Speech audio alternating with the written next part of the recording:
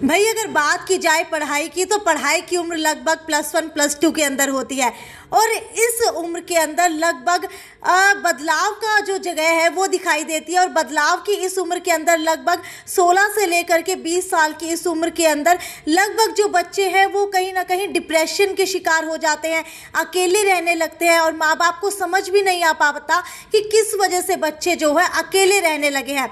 तो जब मैं कुछ गाँव की तरफ गई तो वहाँ पर मुझे कुछ बच्चे मिले।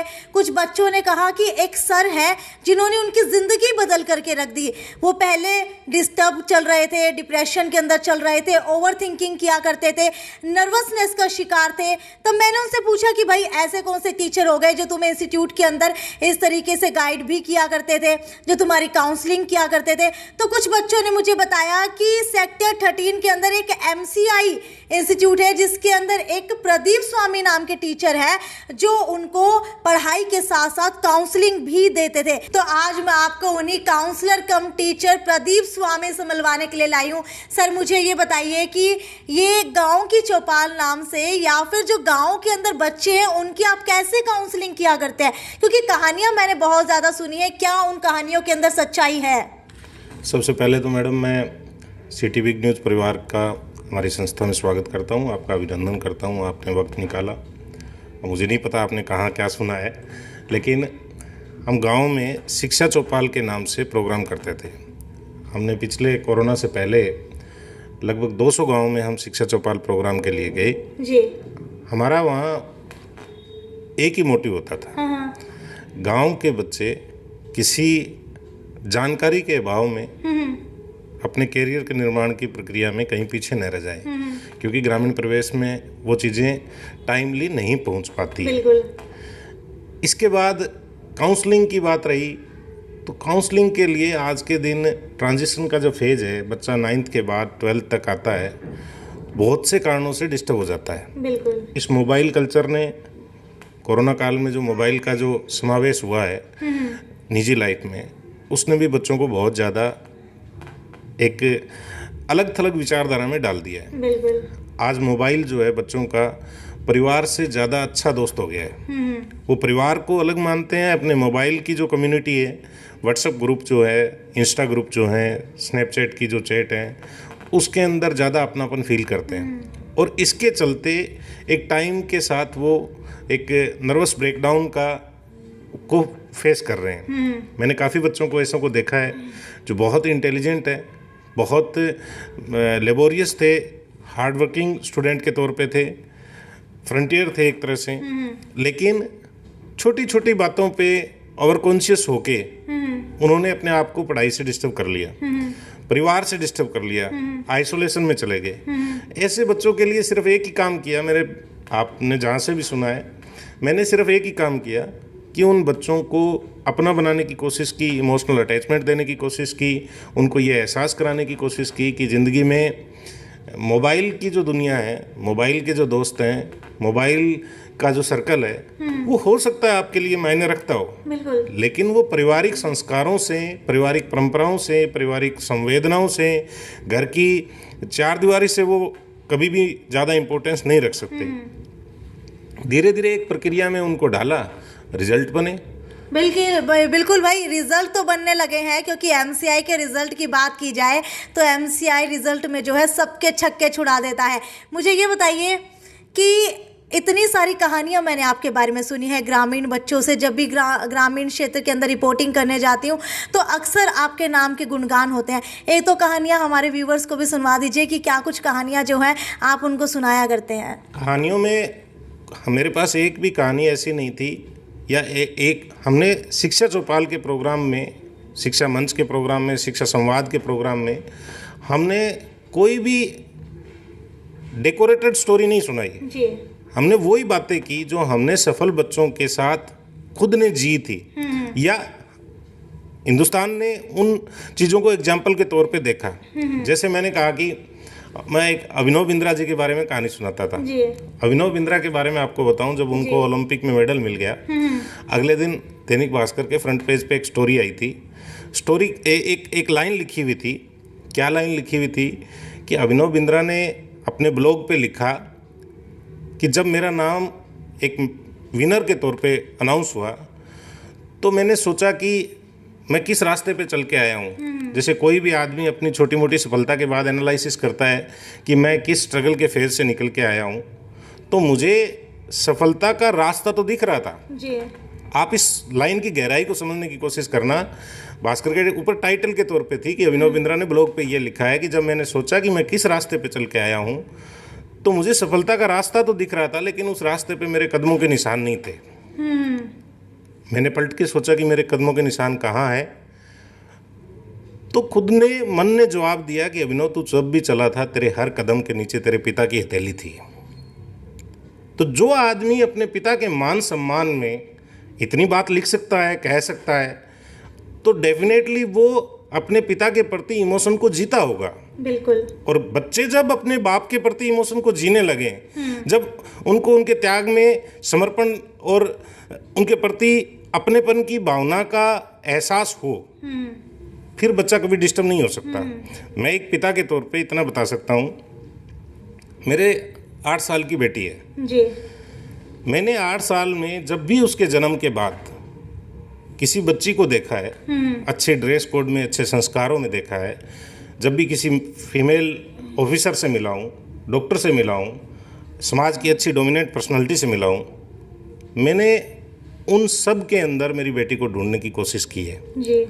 भगवान से पता नहीं कितनी बार मैंने पत्थर की मूर्तियों के आगे आंखों में पानी ला के प्रार्थना की है कि मेरी बेटी को अच्छा बनाना, बड़ा बनाना। जी। हर पिता ये सोचता है। बिल्कुल। और बच्चों में जब ये इमोशंस आप ट्रांसफर करते हो कि आपके मम्मी पापा आपके लिए दिन रात उनके सीने में जो धड़क रही मशीन है, उनके लिए ख्वाब संजोती है, उनके लिए सपने देखती है, उनके लिए कहानियाँ किस्सों के अंदर उनको ढूंढती है, ये भाव यदि बच्चों में आ जाए तो मैं नहीं मानता कि कोई भी वेस्टर्न कल्चर, कोई भी मोबाइल कल्चर बच्चे को डिस्टर्ब कर सकती है। कोई नहीं कर सकता। हिंदुस्तान के अंदर माँ के नाम पे तो पता नहीं क्या क्या हो सकता है।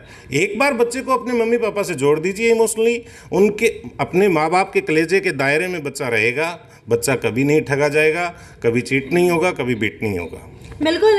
ऐसी बातें जो है मैंने कभी किसी टीचर के मुंह से नहीं सुनी है। हालांकि मैं भी इतना ज़्यादा पढ़ी हूँ, लेकिन मुझे इस तरीके से कभी किसी ने काउंसलिंग नहीं दी, और ना ही मेरे ख्याल से आसपास के जो मेरे बच्चे हैं या फिर मेरे जो साथ पढ़े हुए बच्चे हैं, जो अक्सर जिन्हें मैं देखा करती थी कि डिप्रेशन का शिकार हुए, जो पढ़ना बहुत ज़्यादा चाहते थे ये, लेकिन वो इस उम्र के फेज़ के कारण डिप्रेशन से नहीं निकल पा रहे थे, आइसोलेट रहने लगे थे, लेकिन उनको समझाने वाला कोई नहीं था। अगर आज उनको कोई समझाने वाला होता तो शायद आज भी वो बड़े आदमी होते। प्रदीप जी, मुझे ये बताइए कि अगर आज की बात की जाए तो मैंने आपके बारे में बहुत सुना है कि बहुत अलग अलग इंस्टीट्यूट्स के अंदर आपने काम किया है, बहुत बच्चों के रिजल्ट आपने अच्छे लाए हैं, तो मुझे ये बताइए कि एमसीआई के अंदर कैसे बच्चे जो है इतना अच्छा रिजल्ट दे पा रहे हैं? आप जो डिप्रेशन की बात कर रहे हैं, नई जनरेशन के बच्चे में, मैं आपके मंच के माध्यम से, आपके सोशल मीडिया प्लेटफॉर्म के माध्यम से, सिटी बिग न्यूज़ के सभी दर्शकों से, जो भी गार्जियन सुन रहे हैं, जो भी बच्चे सुन रहे हैं, उनको एक ही बात कहना चाहता हूँ। बच्चों में डिप्रेशन का एक ही कारण है, घर के बाहर की जो भी कल्चर है उससे संक्रमित होना। बिल्कुल। बच्चा यदि आपके दायरे में है, वो कभी डिप्रेशन महसूस ही नहीं करेगा। वो अपनी दादी से चर्चा करेगा, अपने दादा से चर्चा करेगा, चाचा से चर्चा करेगा, माँ से चर्चा करेगा, पिता से चर्चा करेगा। और मेरा ये मानना है कि परिवार में खून के किसी बंदे से, अपने खून से जब आप समस्याओं की चर्चा करते हो तो वो उसको, उस समस्या के समाधान की कोशिश करते हैं। आप जो ये मीडिया कल्चर के लोगों से, जो सोशल मीडिया कल्चर के लोगों से व्हाट्सएप ग्रुप में जब चर्चाएं करते हो तो वहाँ समाधान नहीं होते, वहाँ समस्याओं का केवल और केवल समाचारीकरण होता है जी। वहाँ उसका फैलाव होता है। और वो ना हो। शिक्षा चौपाल से या मेरे रिजल्ट का एक ही कारण था, मैंने मेरे पास आए हुए बच्चों को बच्चा बनाए रखा। हाँ। मैंने उनको हवा नहीं लगने दी। मैंने उनको ये एहसास कराए रखा कि आपकी घर की रसोई में केवल खाना नहीं पकता है। हाँ। आपकी मदर टिफिन में केवल रोटी पैक नहीं करती है, आपकी मदर टिफिन में सपने पैक करती है। उनके सीने में जो जज्बात हैं वो जज्बात पैक करती है। उन जज्बातों के प्रति जोड़ने की कोशिश की। शिक्षा चौपाल के मंच पे मैं एक छोटी सी सांकेतिक कहानी सुनाया करता था, वो भी मैं आपको बताता हूँ। वो कहानी मैंने किसी कवि सम्मेलन में सुनी थी, लेकिन मुझे अच्छी लगी। आज की जनरेशन में भाव भरने के लिए वो कहानी बड़ी काम आई, और मैंने उस कहानी के बदले बच्चों को सिसकते हुए देखा है, और उन बच्चों के बाद में मेडिकल कॉलेज तक के सफ़र को देखा है। कहानी क्या थी कि एक किसान था, आपने हो सकता है किसी और प्लेटफॉर्म पे भी सुनी होगी। एक किसान था, गांव से थोड़ा दूरी पे उसका खेत था, वो वहाँ खेती करता। सांझ के समय किसान परिवार के लोग कोई बैठ के ताश खेल लेता है, कोई मंदिर में रागनी गा लेता है, भजन गा लेता है। अब वो खेत उसका गांव से दूर था तो डेली खेत से घर आ नहीं पाता था। वो क्या करता, उसके घर में एक छोटा ढोलक था, उस ढोलक को गले में डालता, उसको बजाता रहता और अपने खेत के चारों तरफ चक्कर काटता रहता। कभी रागनी, कभी भजन, कभी गीत, कभी गजल गाता रहता।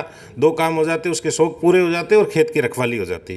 वो देखता कि जब भी वो ढोल बजाता है, जब भी वो गीत गाता है, भजन गाता है, उसके घर में छोटा बकरी का बच्चा होता है, वो भी उसके आगे आगे आके नाचने लगता है। ये प्रक्रिया लगातार चलती रहती है। एक समय के बाद वो किसान नोट करता है कि यार मैं जब भी जिस भी धुन में ढोल बजाता हूँ, ये बकरी का बच्चा उसी धुन में नाच रहा है। गीत गाऊं तो भी ये डांस करता है। ढोल की थाप तेज हो तो तेज नाचता है, कम हो तो कम हो जाता है। जैसे ही मैं ढोल को छोड़ता हूँ ये बैठ जाता है। क्या मैं जो गाता हूँ ये समझने लग गया? तो उस बकरी के बच्चे से बात करने की कोशिश करता है। उस बकरी के बच्चे से पूछता है कि भाई मैं क्या गाता हूँ, क्या बजाता हूँ, तू समझने लग गया क्या? तो बकरी का बच्चा बड़ी मासूमियत से जवाब देता है। और उस जवाब को सुनते समय मैं सिटी बिग न्यूज़ के सभी दर्शकों से मैं कहना चाहूँगा कि अपनी माँ का चेहरा जो है अपनी नज़रों में रखें। वो उससे पूछता है कि मैं क्या गाता हूँ, क्या बजाता हूँ, तुम समझते हो क्या? तो वो मासूम बकरी का बच्चा हाथ जोड़ के आंखों में पानी ला के जवाब देता है कि साहब मुझे नहीं पता आप क्या गाते हैं, मुझे नहीं पता आप गीत गज़ल भजन क्या गाते हैं। मुझे एक बात का पता है कि आपकी ढोल का पर्दा आपने मेरी माँ की खाल का बनाया था। आप उस पर चोट मारते हैं, मुझे दर्द होता है, मैं उस दर्द का प्रतिकार करने के लिए पैर मारता हूँ। आप उसको डांस समझते हैं, ये आपकी भूल है। मैं सभी बच्चों से कहना चाहता हूँ, आपके माँ बाप कोई भौतिक वस्तु नहीं है। आपके माँ बाप हमेशा आपके साथ रहे ज़रूरी नहीं है। वो बच्चे जो गांव से निकलते ही बस में बैठ के ये सोचते हैं कि माँ बाप को क्या पता लगेगा, क्लास में आते ही, शहरी कल्चर में आते ही वेस्टर्न कल्चर को अपनी दिनचर्या मानते हुए ये महसूस करते हैं कि माँ बाप को क्या पता लगेगा, उन सब से मैं एक ही बात कहना चाहता हूँ कि माँ बाप कोई शरीर नहीं है, केवल शक्ति, भक्ति, पूजा, प्रार्थना, आराधना सब कुछ माँ बाप हैं। और एक बार आप अपने कलेजे में यदि अपनी मम्मी के प्रति, अपने फादर के पसीने के प्रति एक जज्बात पाल लेंगे, दुनिया की कोई ताकत, कोई कल्चर, कोई फ्रेंडशिप कल्चर, कोई स्कूटी कल्चर कुछ भी आपको डिस्टर्ब नहीं कर सकता। तो मैं तो इन्हीं चीज़ों से, इन्हीं किस्सों से, इन्हीं कहानियों से बच्चों को बच्चा बनाए रखने की कोशिश की, बच्चों को मेहनत करने के लिए लगाए रखा, बच्चों की केयर की। एक पूर्ण रूपेण चौकीदारी का नाम मैं हूँ और वो मैं जितना कर पा रहा हूँ कर रहा हूँ। यानी कि अगर बच्चों की बात की जाए तो इस उम्र के पड़ाव के अंदर कहीं ना कहीं डिस्ट्रैक्शन होने लगती है, वेस्टर्न कल्चर से कहीं ना कहीं प्रभावित होने लगते हैं, जिसकी वजह से वो अपने घर बार को छोड़ करके बाहर की दिनचर्या का हिस्सा बनने लगते हैं और सोचते हैं कि भाई किसको क्या पता लगेगा, हम लोग तो मस्ती मार लेते हैं, माँ बाप के पैसे लग रहे हैं तो लगते रहेंगे, हमें क्या है, 4-5 दिन ऐश कर लेते हैं। मुझे ये बताइए कि लगभग जब हम इस उम्र के पड़ाव के अंदर आते हैं, बच्चों को क्या कुछ ध्यान रखना चाहिए वो तो आपने बता दिया है, लेकिन गार्जियंस को क्या ध्यान रखना चाहिए, माँ बाप को क्या ध्यान रखना चाहिए, उसके बारे में भी थोड़ा बताइए।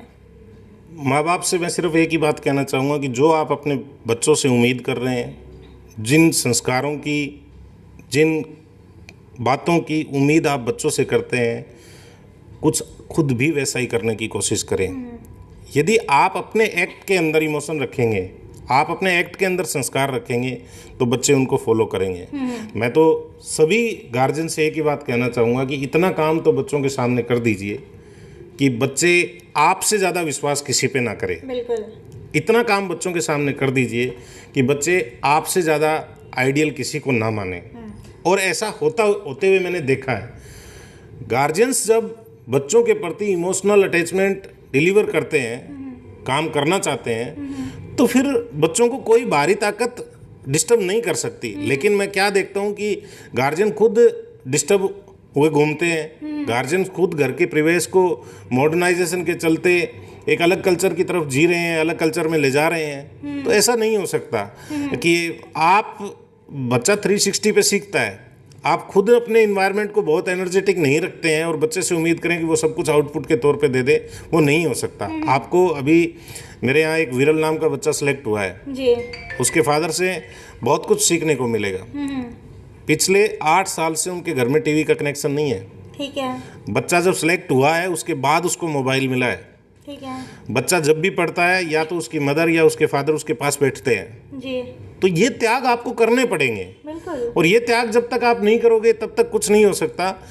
आज के दौर में बच्चे के कलेजे में भावनाओं का संचार हो, आपके पेरेंट्स खुद के द्वारा ये शो करें कि हमें मेहनत करनी है, हम बहुत जुझारू परिवार के सदस्य हैं, ये बच्चों के अंदर फीलिंग रहेगी तो उनको कोई चैलेंज नहीं कर सकता। और संस्कार वाले बच्चों के रिजल्ट आते हैं। मैं आपको एक छोटा सा लेटेस्ट किस्सा बताता हूँ।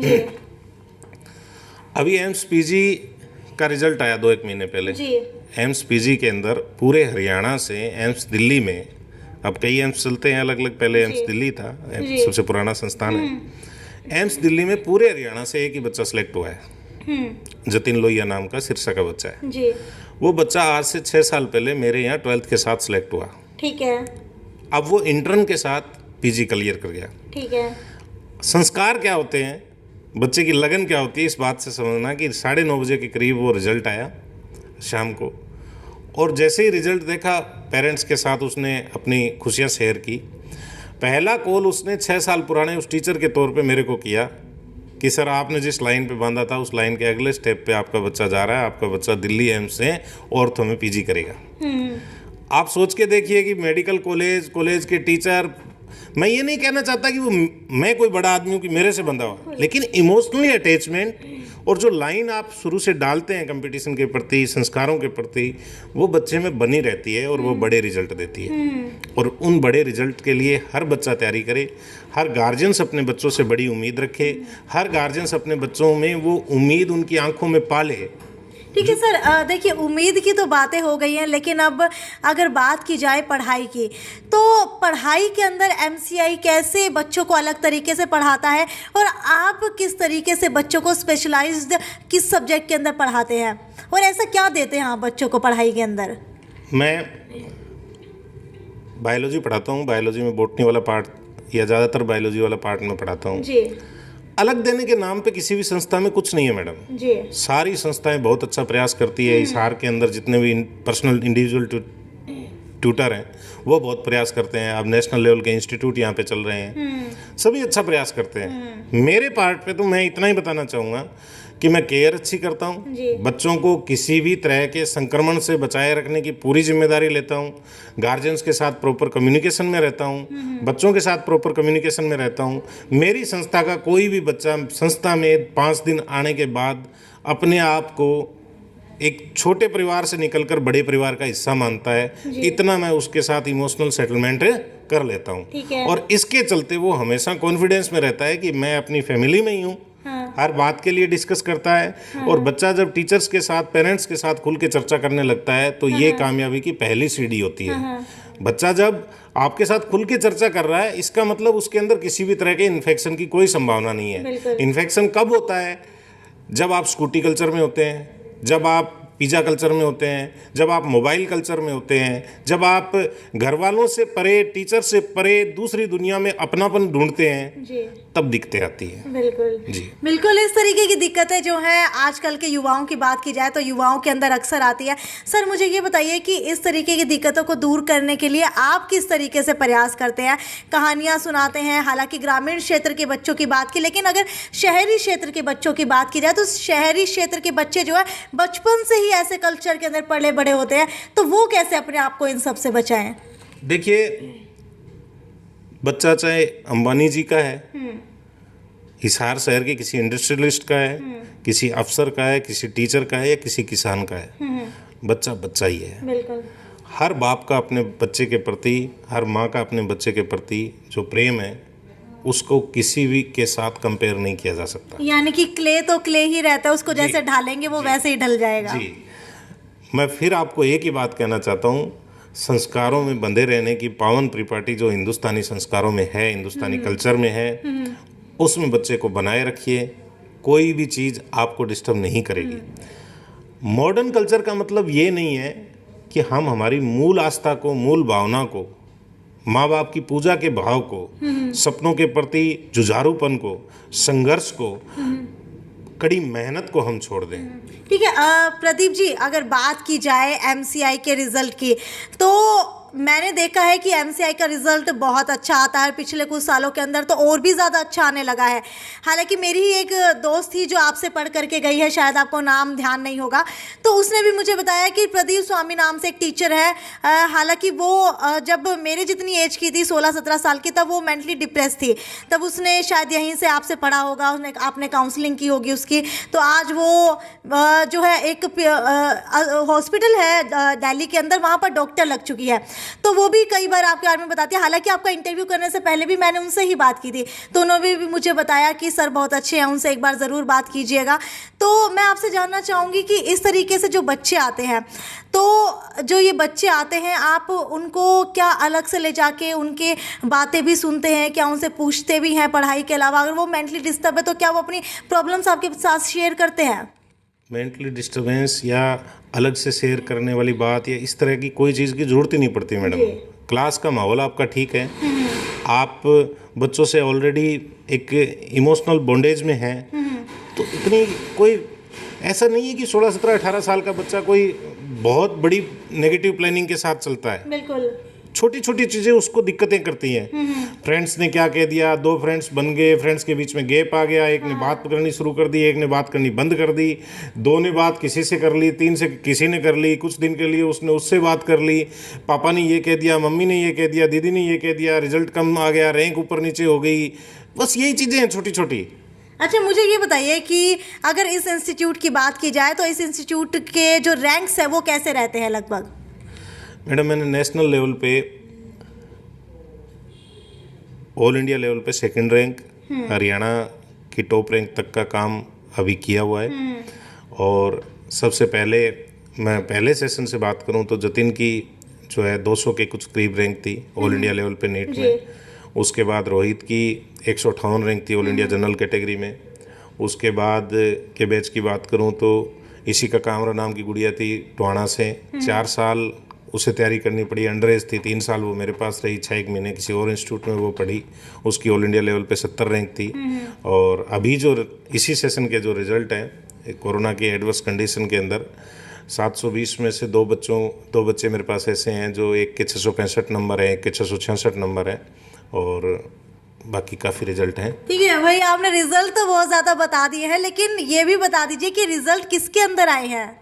नीट के अंदर। ठीक है, नीट की बता रहा हूँ मैं। नीट एक मेडिकल का एग्जाम होता है जी, मेडिकल एंट्रेंस टेस्ट है, बिल्कुल। National eligibility entrance test. उसके थ्रू गवर्नमेंट MBBS में, कुछ स्टेट में वेटरनरी के अंदर, कुछ स्टेट के अंदर ये जो आपके आयुर्वेद, होम्योपैथी, इस तरह के कोर्सेज के अंदर एडमिशन होते हैं। जी ठीक है भाई, ये देखिए प्रदीप स्वामी जी ने ना ही हमें बुलाया था, ना ही मैं इन्हें जानती थी, बल्कि आज मेरी इनसे पहली बार मुलाकात हुई है। क्योंकि जब भी ग्रामीण क्षेत्र के अंदर जाया करती थी, बच्चे हमेशा कहा करते थे, तो मैंने भी सोचा भाई ये क्या बला है प्रदीप स्वामी, इनसे तो एक बार मिल करके आना पड़ेगा।